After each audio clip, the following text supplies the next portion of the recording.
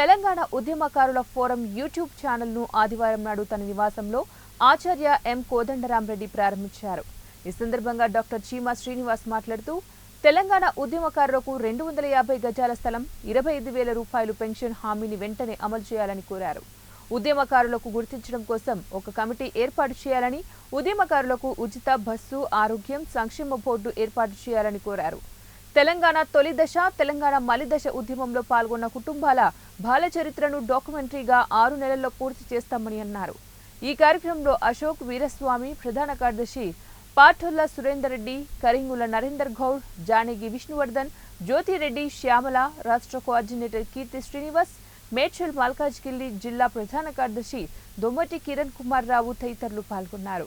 కానీ ఇప్పుడు ఈ సద్వినియోగం చేసినందుకు ఇప్పుడు ఏదైనా దొరుకుతుందేమో అని ఆశపడుతున్నాం, అంతేగాని ఇంకేం లేదు. వాళ్ళు ఇవ్వాలి, మేము బతకాలని అది ఏ సమస్య లేదు, మేము శ్రమంతో లేదు, అంత ఇచ్చేసరికి ఏం దిగిదారలేదు. కానీ భగవంతునికి ఏమైనా స్వాతంత్ర సమరులకు గుర్తింపు అనేది ఒకటి ఉండాలి. శివకుమార్ గారు బాధపడ్డారు. ఆ బలంగా మా మనమరు మునిమనులు అడిగితే ఏం చెప్తాము, ఏం చెప్పుకోలేము. కానీ ఉట్టి పేరు చెప్తాం తప్ప ఇంకేం చెప్పలేము. ఆ గుర్తింపు అనేది ఒకటి కావాలి, ఆ గుర్తింపు రావాలి.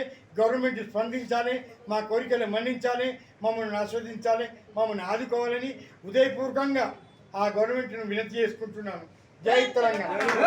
ఇల్లు లేని వాళ్ళు చాలా మంది ఉన్నారు. తెలంగాణ ఉద్యమ స్థలము, ఇంత పెన్షను అంటే వాటెవర్ ఇస్తాడు. అంతేకాకుండా ననమాస సామాన్య ఒక డబుల్ పిహెచ్డి, ఆయన చిన్న ఏజోడే కానీ ఆయన ఒక తెలంగాణ డిటెన్యూ ఫోరం అని పెట్టాడు. ఆయన తరఫున ఆయన లాగు చేసిన తర్వాత కోర్టులో కేసేస్తే ఒక 80 మందికి హైకోర్టు శాంక్షన్ చేసింది పెన్షన్ ఇవ్వమని.